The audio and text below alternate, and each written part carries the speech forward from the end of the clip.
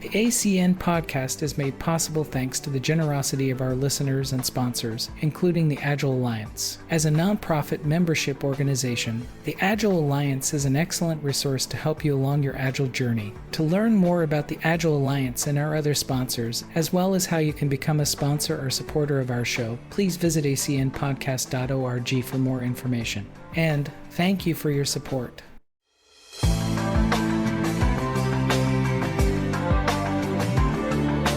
Good morning and good evening, everyone. Welcome to the Agile Coaching Network. My name is Ray Arell. I'm one of the hosts of this monthly podcast.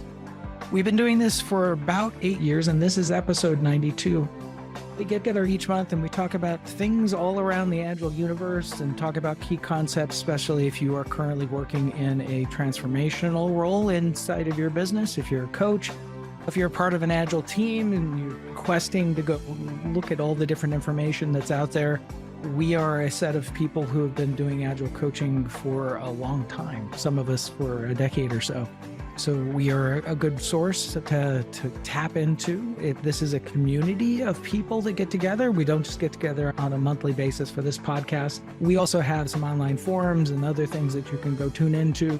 Or you can just reach out to any of the hosts that are a part of this show, and we're open people. We're always open to a good conversation. I'm joined each month by Shauna, Diana, Jorg, Sheila Eckhart, Sheila McGrath, and Hendrik.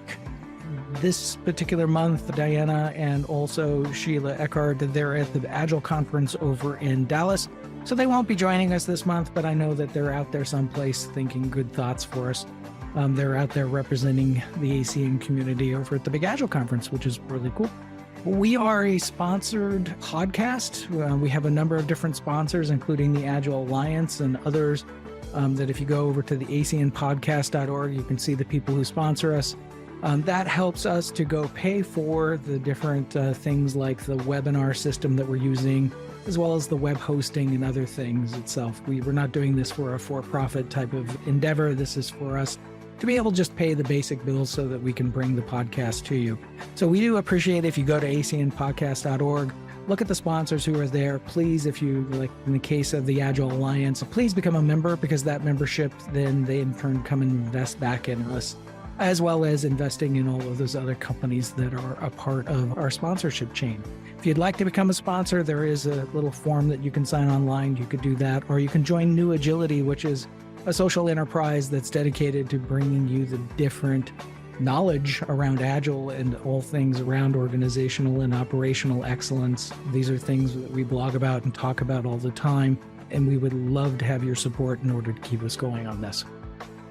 Let's go ahead and get started. I've been talking to a number of different companies over this month, and all of them had in their mind about how they've had transformation and how over time they have failed. It left them wondering if the concepts and practices around doing this work is just a flawed concept. Is the way that it's approached, is it potentially because of the complexity?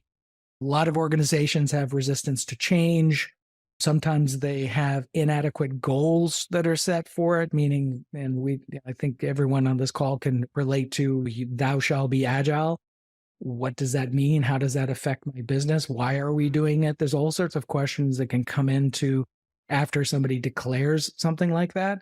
I've been always a proponent that Agile is never a destination. It's the type of mindset and also the adjacent methods in order to go accomplish those bigger transformational goals that we have, but it isn't the transformation goal by itself. Also, insufficient follow-through. I see a lot of organizations that go through and they get everything established and go, and then suddenly it just fades off and it goes back to whatever the old norm was for the company. I can think of a number of companies that today, some of them build aircraft as one example. And I'm not trying to bash anyone's company, but I can tell you that the company that you've heard a lot in the news, they've went through so many different transformations and have done some absolutely amazing, spectacular things. But then slowly it drifts and then goes back down to some other state. Why does that occur? Why is that taking place? Some also cite inadequate change management, or in some cases, I always hear, we don't have the right executive sponsor. And I'm in the space now. It's not about oh, I'm the sponsor and I'm going to be the executive, and you come report to me on a monthly basis about how everything's going, and I'll wave my hands and say, yes, that is good, or no, you must move faster. I really believe that the fact that a number of different organizations suffer from the fact that the executives are not actively and they're not involved in the transformation. And in certain cases, and I'll cite companies that have had some success, some really great success over the last number of decades, but Microsoft, they started to do incredibly well with transforming from the bomber years over into the next company that they became because the CEO was active, actually living and breathing the stuff that they were trying to go transform to. It's never meant to be just a one-time thing. Maybe it's evolutionary. We're going to evolve as a company versus transforming as a company. Because companies like IBM, Apple, Netflix, I can think of a whole bunch of different companies that have had some really outstanding change that's taken place within their businesses. But in the same regard, I can see news reports of those very same companies hitting the rocks when they're trying to do it again. So did they lose the mojo? Did they lose something around it? Did they just copy it and paste the old process again? And that's what builds into the flaws around this whole thing called transformation? There's a whole bunch of root causes that can come into that. So to kick off the questions for today, is transformation a flawed concept? And I know that's a big, wide open question. And it's done on purpose because I want to hear what each of your impressions are of this. What should be the approach of the mindset to this work? Is it getting rid of the word because the word is tripe, or whatever the way that you conceive that we can go off and improve this? And a bonus question, what are some of the good and bad work that you've seen around this, that you've been a part of? I'd love to hear those stories of success, and I'd love to hear those stories of really key learnings that you might have had with that. So with that, to kick us off, Hendrik, did you want to kick us off on this? Yeah. Interesting topic, I think, because transformation as a word, of course, it's a word that is helpful in many situations because often we are not happy with where we are and we want to be something or somewhere else. And then we kick off something we call transformation.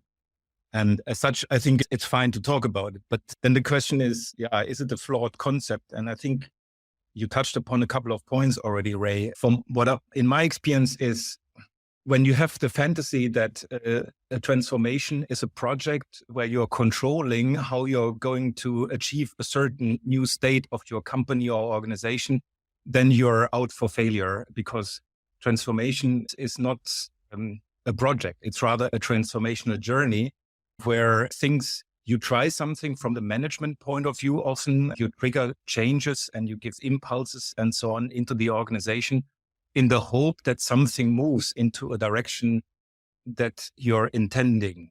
But then there will be so many effects and side effects from it that you need to be on your toes all the time and see, okay, I said this or we did that. We introduced Scrum, but now look what's happening and so on. You need to be on your toes all the time. So transformation is not a static thing. It's a transformational journey. And it's actually never finished. And in my experience, and you mentioned these other companies they made a step, they had a transformation, a focused effort to kick off a journey. And then at some point in time, they declared the journey to be finished. The transformation is over. But then, of course, the whole self-organization is kicking in, and then things might deteriorate again. If you want to stay on track with where you want to be, you need to be very cautious on when you call the transformational initial journey finished, when you say, now we achieved our goal.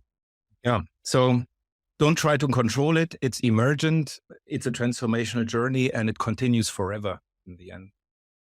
Now with certain companies, and I know you work for a very big company, it ends up being this line item for the year. If you look at, here's our strategic goals for 2024. And item number 4 is this transformation or some work within the organization. Do you think that adds to the flaw of it? Meaning that some people look at it and just say, okay, this year it's Agile, next year it's DevOps, next year it's something else? Yeah, The question is agile ever really the goal, or shouldn't it rather be the goal to be more flexible, responding more dynamically to customer needs and whatever? I think those more externalized things, and then agile ways of working are a means to get there maybe. But you might discover that in your company and your context, you need to modify agile a little bit to make it work for you. So I think that's perfectly fine as long as you're conscious about where do I want to be. Sure. I agree with that. Shalo, how about you? What perspective do you have on this? I think transformation, if we think about it as change, is uncomfortable, right? Change is inherently uncomfortable. And I think oftentimes organizations ask the wrong questions. I don't know that the transformation as a whole is a flawed concept, but I think typically what I see is the things that companies are aiming for is we need faster delivery and time to market. We need improved quality. Stakeholders need to know where the projects are, where the products are at all times. And we need to know what's been delivered and what's not. So when it's used as a control mechanism, as Hendrik said, then you don't get the results that you want, and you get the organizational resistance, and you get the culture clash, because that's not really how the people within the organization want to deliver. I think if you go back to the Agile values and ask the questions differently, how do we respond to change? How do we collaborate with our customers? How do we know our software is working early and often? And how are we getting our people to interact and collaborate more? So if you really start with those questions and then start looking at, okay, what are we doing well today? What are we not doing well? Where do we need to lean in? And when things get uncomfortable, let's talk about it and let's try to make change because we're having some resistance or things don't feel right. Then we need to pivot. And I think it's that lack of, even when it is a project, if transformation is a project, right? It's no, we have to stay on track and we have to deliver this, but you can't.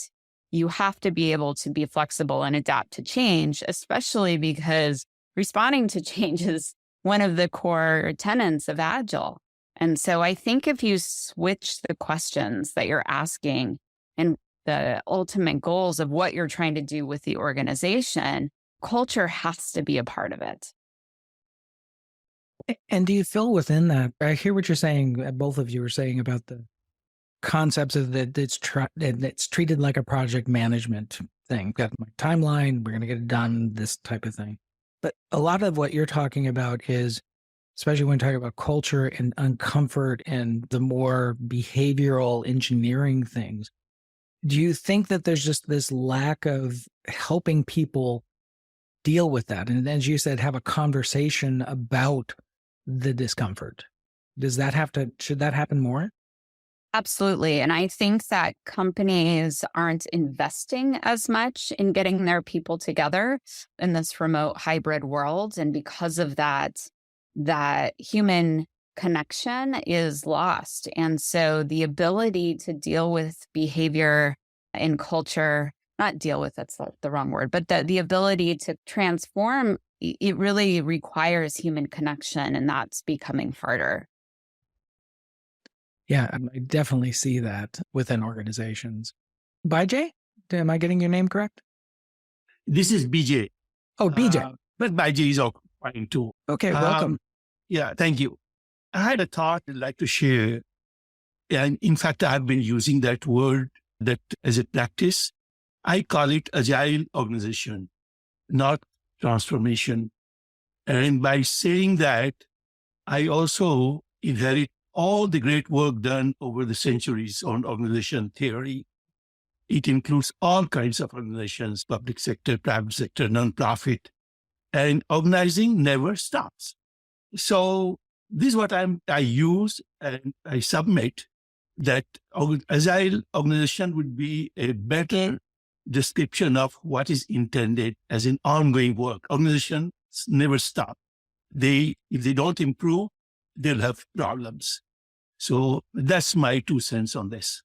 Sure. Thank you for that perspective. I'm curious, when you use those words, do you also within your business context, do you also level that expectation that being an agile organization means that we will be continuously improving and we should see things get better? Mm-hmm. Okay. And I'm curious, how do you do that? So one has, in order to be effective, just by coining this new word doesn't mean your responsibility is any less. In fact, it increases severalfold. So it has to be a learning organization. Never stop learning. You stop learning, you stop existing. So make use of, in my training, I make use of organizational theories from bureaucracy to agile organizations and whatever it means in their particular context. So be a coach, be a trainer, make use of all that we have learned over centuries and use as a part of your learning process. How do you teach organizational theory to engineers? That's a challenge. They have never done any course, maybe. Many of them have not done it. How do you teach, let's say, great human resource practices? It's a part of organizational theory. How do you make organizations excel in operations? It's a part of organizational theory. And if I approach like this, I've seen people understand it better. Their concerns are better addressed. How do you teach agility to somebody who has got, let's say, a degree in physics? Okay. And in organizations, in NASA, there are a lot of engineers, there are physicists, there are accountants. So organization theory has addressed all these questions. And as agile practitioners, we should embrace all those things. So greater challenge. Agile coaches will have to be great learners themselves. Maybe go back to school sometimes, do courses, go to your management school, business school, or whatever learning you got to undertake. The great coaches I've seen is no secret. They adapt, they learn, and they apply those things in a particular concept, in a particular context. Briefly summarizing what I submitted is go beyond the Agile Manifesto, go beyond Agile practices to make organizations effective. Wonderful. Thank you for that perspective. Appreciate it. Karen, you have your hand up. What's up? What do you have on this topic? The first question was, is the concept flawed?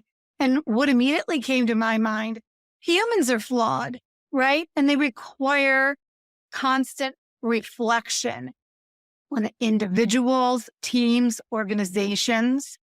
So organizational transformation needs constant attention.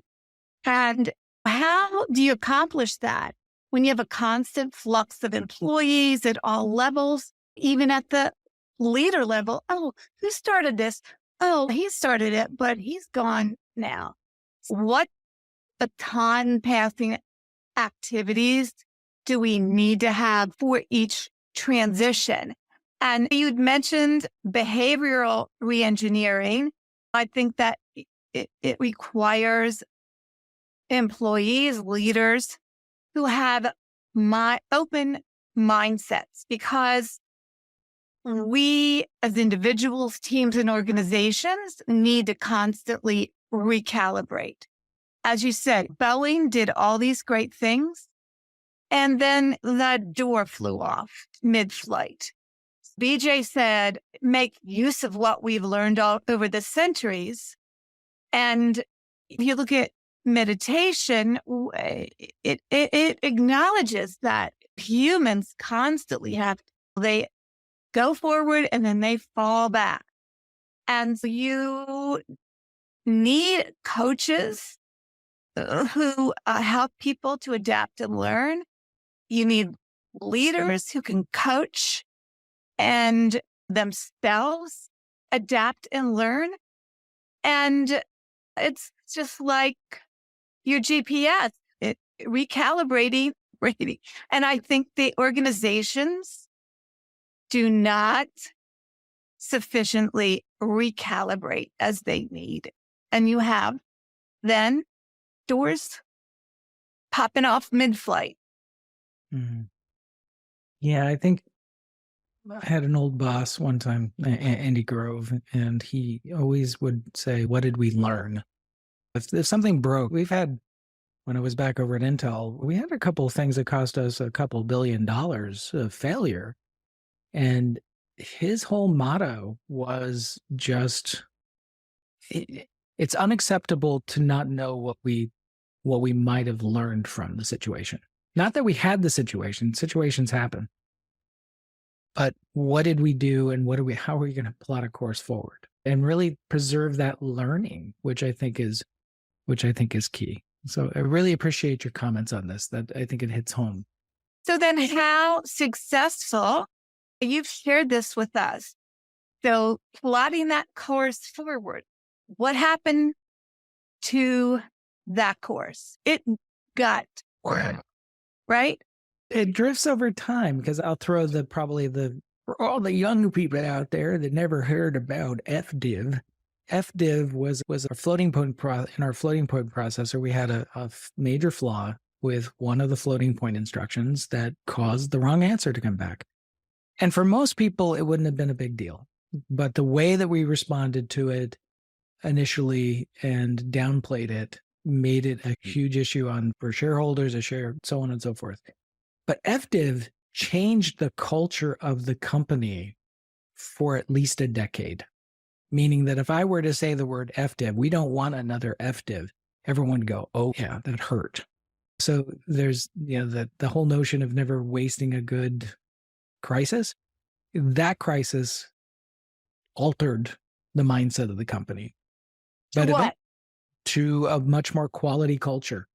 If quality wasn't a big thing before, it was a big thing after that, and it stuck. And a lot of the people who went into senior positions at that time all had that mindset, and that mindset was driven through the organization for a decade. And then, of course, it drifts. People start to say, why do we run all those tests? Do they ever find anything? Let's stop running all those tests. There was a reason why we ran all those tests. But as you said, people come and go within the organizations. And when people come and go from the organizations, especially when people leave to careers someplace else, then there's a cultural change it's easy for me to talk today. When you buy a company, it's a word. Acquisition. There you go. Thank you. That brought in two cultures trying to merge together, and that caused a drift as well. So all of that stuff can take place and then really shift and change orgs over time, which I think naturally they're going to change. Jorg, you've been patient, my friend. Happy Friday, man. Happy Friday, everybody. Yeah, my thoughts to this is I don't expect a transformation to be forever because there's so many things that change that it's like in normal personal life. Things change, so your way you look at things, your perspective, your surroundings, everything will change. And so now what are companies? A lot of people with constantly changing perspectives. So any transformation has only a given lifetime until something new is much more important. And that's maybe the second thing. Are you transforming away from something? So like running away, which can be a big incentive to change your life if you're afraid of health, loneliness, whatever that can make you change until that fear goes away. Then you have a high chance of falling back. If you change towards something, if you achieve what you're looking for, like you are being fit in your youth to attract a most significant other, and then suddenly, is it still the most important thing in your life to be fit? And then at one point, it's maybe simple being fit for survival. So your perspective changes. And you're constantly moving, iterating, doing things. Doing an agile transformation is just like you making a conscious decision to go somewhere else. And if you do it at New Year, it will definitely not stick. So when do you do it? What's your motivation? Where do you go? That's a difference how much it takes you. In a company like you described, Ray, just a second ago, that was a shock reaction. Shock changes people. So shock obviously changes companies for some time as well. And so I think, yeah, let's go for the next interesting chain. An interesting thing in this, and then maybe you can say, Ray, you're full of it. And maybe what we're seeing when people saying that Agile is dead, you got those people out there that, oh, Agile's jumped the shark and all of that. And we did a whole podcast on that. Do you think that is just the fact of not acknowledging that that we did the base Agile stuff, but now we got to do the more advanced stuff where we need to continue to iterate, and people don't know what the next thing is, or they're refusing to go to the next thing? Yeah, I think a lot of people hope for the salvation of somebody telling them, if you do this, if you win the lottery, you will be forever happy, which provenly is not true. How some such thing happens, it will not make you forever happy. And that is definitely as well true for companies. There will be other incentives, other people. And for Agile is dead, I think it's the same thing. A lot of people are now disappointed that it's not the solution to everything. So it isn't 42. And they don't want to get engaged into something that they have to find out themselves. So they will just say, somebody else has to find it, or I'm not interested. And very few people are curious enough to go for the next thing. So it's much easier to complain that something's not perfect than to build on it.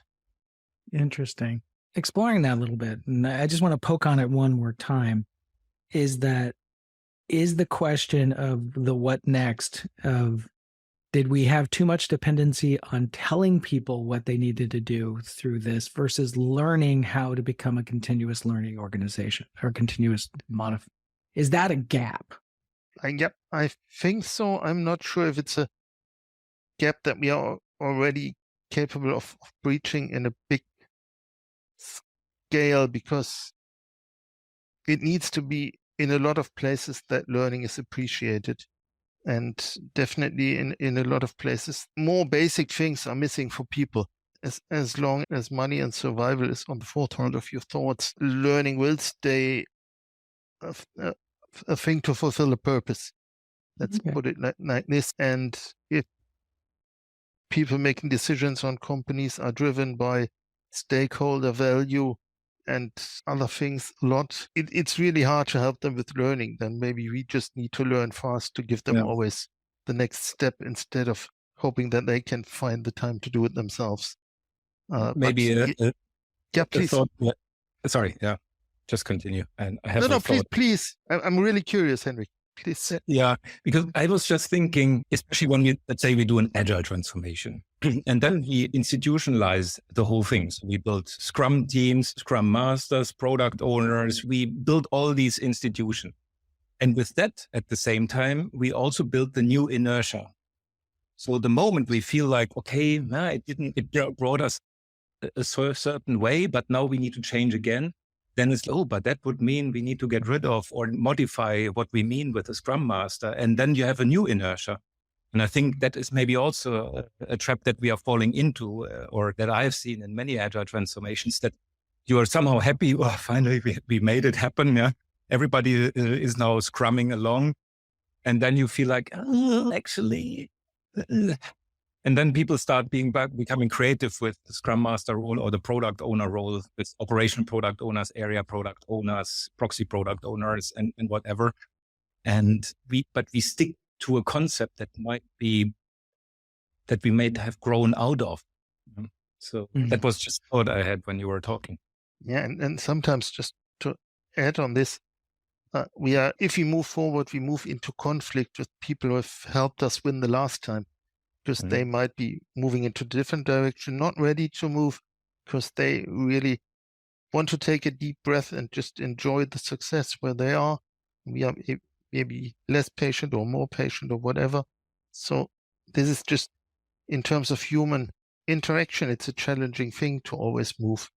It's maybe even not what we are made for. Linda, what do you have on this?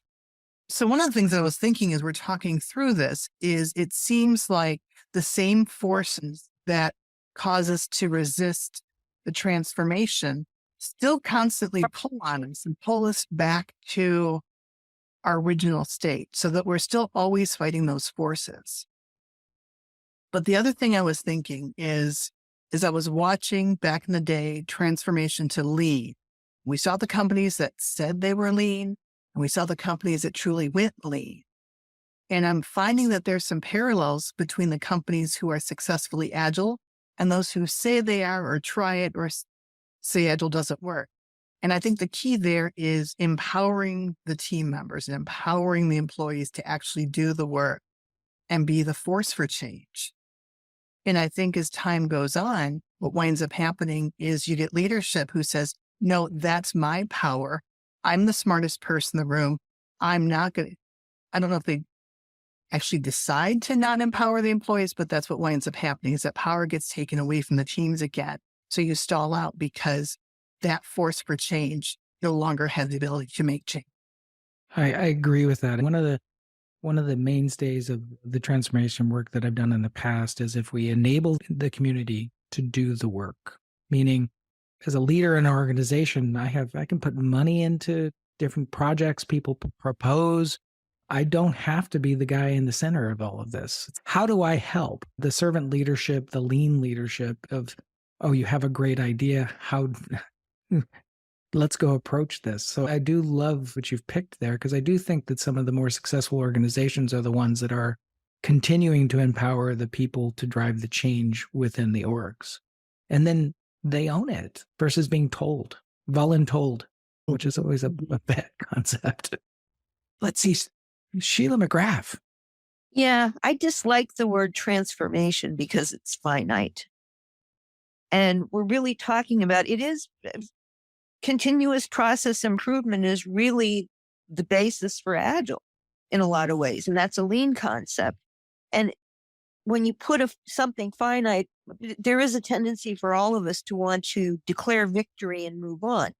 But every time you have a change in membership in a team, every time you have a new software release that you have to incorporate into your environment, every time you have a new product concept, you have to repeat that whole thing. And what we look at too is that if you look at the agile frameworks, like Scaled Agile, how many versions of that have they come out with? There's not just one. And then within that, they have different variations of basic and on. And that's not the only concept out there. There's Kanban, there's Less, there's Agile at Scale, there's Kneffen, there's so many different ones. And sometimes within an organization, what works for one project or for one team doesn't work for another. So there's a constant evolution. And I don't think transformation is the right word because it gives people that sense that it's finite when it's not. And yeah, you do run into the situation where management has one idea and it's a finite idea. And they get one view of what Agile is. They look at one framework or one approach or talk to one thought leader, and they think that's everything. So they're not really looking at the bigger picture. They're not really making themselves agile. And at this point, with the rate of change, it's not enough if it's just IT that's agile. You need to have the whole organization be agile. Business needs to be agile to respond to the frequency of the rate of change that we're dealing with just in general. There's so much going on that what was the latest thing 6 months ago is obsolete today. And you have to be responding to that. And when the management will say that it failed, sometimes it's because they never actually empowered the people below them. I've been in organizations where they paid lip service to it, but then you go into a planning meeting and management was coming out with ideas that they hadn't socialized at all. Nobody knew that was what was coming, but that's what they want done now, today, or how many weeks is it going to take for you to give this to me? Now, sometimes that's because the environment has changed, because what the competition is doing, who the competition is has changed. I've been in organizations where suddenly there's something new coming along. Like in one company that I worked in years ago, we were doing, now I'm not going to remember the words, but we were doing things that at that time, there wasn't any one tool that you could use that had all the pieces we wanted. So we were cobbling things together. Meanwhile, there was another company coming up that had all the pieces put together. So if we'd been looking at it a year or so later, we wouldn't have had to cobble things together because we would have had a company that we could have gone to that could have provided us the whole package that we needed. And that happens a lot. Or there's nobody else that's trying to do the same thing we're doing. So we've got the market cornered. And then it turns out there's a company in some other part of the world that's come up with a very similar concept quite independently. And now they're the competition. Mm-hmm. And you have to be able to address that. And to do that, you have to be able to respond. And that's what Agile is really about, is being able to respond in a flexible way. If we look at the fact that all the frameworks have evolved, that right there tells you that transformation, which is a finite word, is the wrong word to apply. But along the lines of any of this, as we've been talking about it, the framing, kind of the setup, then the execution of it, and then the overall, the mindset that we put in place about what the eventual goal would be. Some of what I'm hearing is that really it should be more of an evolution of our business, and it should be something that's a part of our DNA. We're just going to continuously improve. Is it about the rollout that's the issue? Or, should I not be upset that every time I look at a new version of the safe foil that it's got a whole different set of concepts on there? Or is that wrong of me to think that, hey, we haven't even got this year's set put in place? What's people's perspective on just that initial setup? If you were the leader of the organization, what is it you say to people?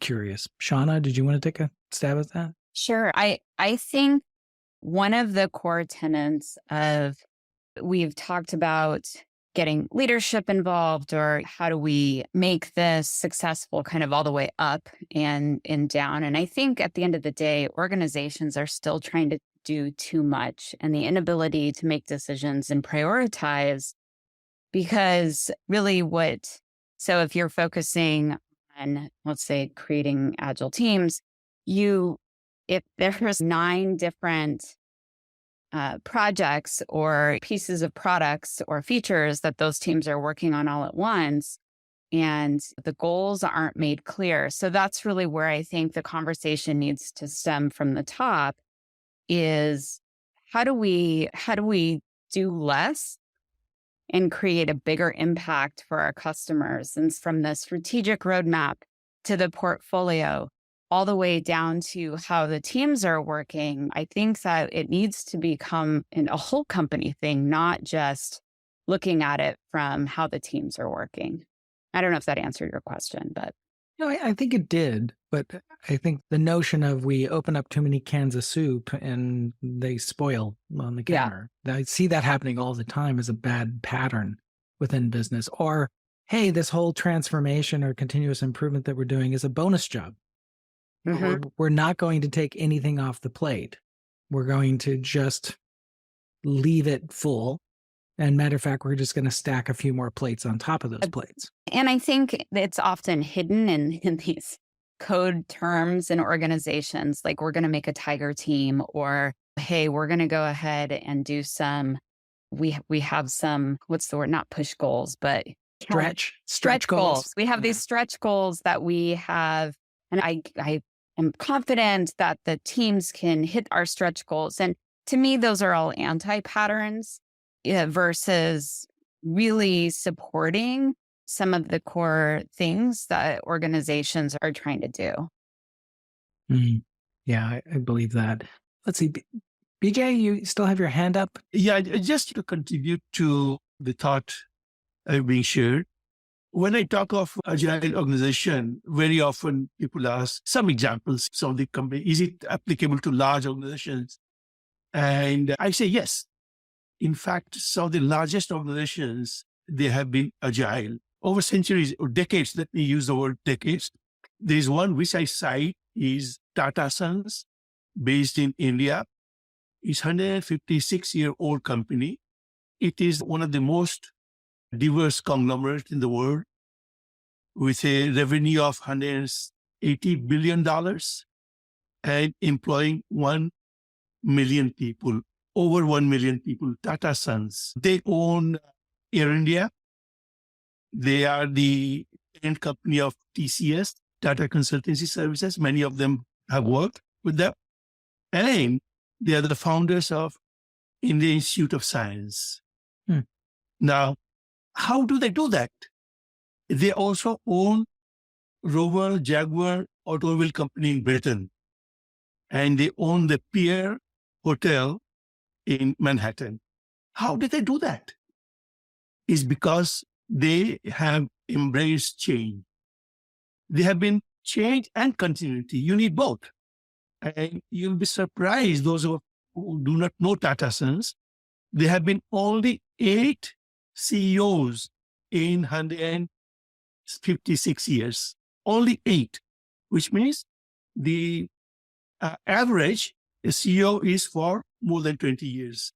It's too complex a subject, but organizations that are agile, they embrace change. And Tata is also cited for being highly ethical organization. Nobody has ever pointed that they have taken, let's say, any unethical, let's say, recourse to promote their business or their cause. Another example I give is one of GE. GE is very different GE now. I'm talking of GE for 40 years under Jack Welch. He also embraced change. He was a teacher. He took a lot of pride in being a teacher. And he used to spend in a good part of his time in classes, teaching executives, teaching even cadres at times. Agile organizations have been in there, and if you're not agile, you will not exist. Yeah, I agree with that. Sheila, you put up your hand. What do you have? Yeah, you were asking about what we thought of various agile frameworks. And one thing I like about SAFe is that they changed the focus. It used to be more on projects. Now it's more on products. And to me, that's coming full circle. Initially, when I first started working, there was a product life cycle. And then under that, there was a system life cycle for the old system life cycle prior to Agile. And then we got away from that, and it was more siloed. But if you're looking at it from the product perspective, you're looking at it from the enterprise level perspective, which I think is a better way to look. But I like that. And I like that there's more of a focus now on the product and less just focused on the individual pieces. Because I've been in meetings so many times where I asked a team how they thought the organization was structured, and they thought that the sponsor should report to the IT manager, which was pretty backward. But that was how they really saw the organization. So it was they weren't really looking at why they were doing it. It was like a lot of times people forget that whatever their little silo is, whatever their little corner of the world, whether they're in accounting or IT or sales or whatever, they think that they're the thing that everybody else is supporting, when no, we're supporting the enterprise, and we need us all to be successful. And I like that there's a little more focus on that with the way some things are evolving. What's interesting about that was when we initially had conversations with SAFe 1.0, 2.0, we had already evolved our internal systems to a more of a product focus. And this is a decade ago. And I remember looking at the original and saying, we're not that low level focused on just a simple block of anything going out. We are a platform company, and this model that you have doesn't really fit our platform vision at all. And one thing that I do have to give them credit for is that they do learn from industry, and they do, in fact, incorporate some of those ideas, sometimes a little too much, because I don't think that if you suddenly write a process of a more evolved company that's looking at it from the kind of the platform view, and then suddenly you come in and you're trying to talk to a group that's just trying to get 12 people to work well together, that just seems like that's just too much.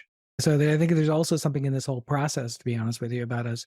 How do we throttle at the different levels and being able to do so where it's overwhelming to the organizations? I think one of the comments early on is how do we explain organizational theory to organizations? I think organizational theory is our toolkit as coaches.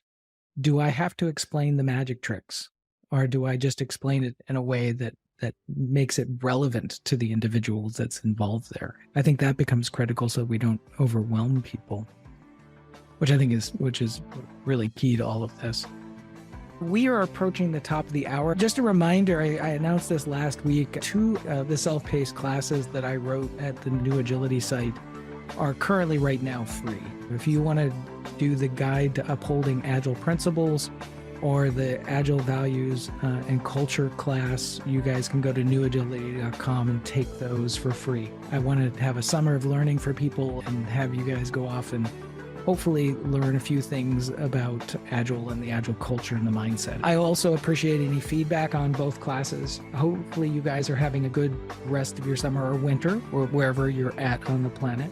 The Agile Coaching Network, we have a couple of more sessions until, they actually have Halloween stuff being set up here in the US. And I noticed that the Christmas stuff is starting to trickle in. And it's just, wait a minute, we haven't gotten past summer yet.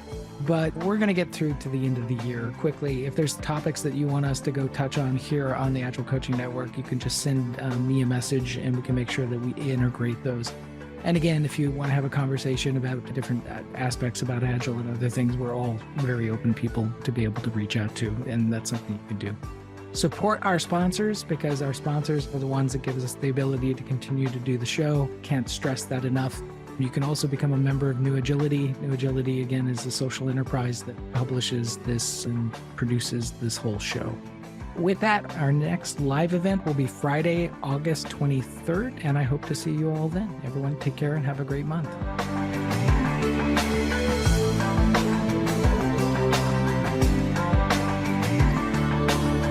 The ACN podcast is for educational and informative use only. If you'd like to know more about the ACN community, please come up to acnpodcast.org and support our show.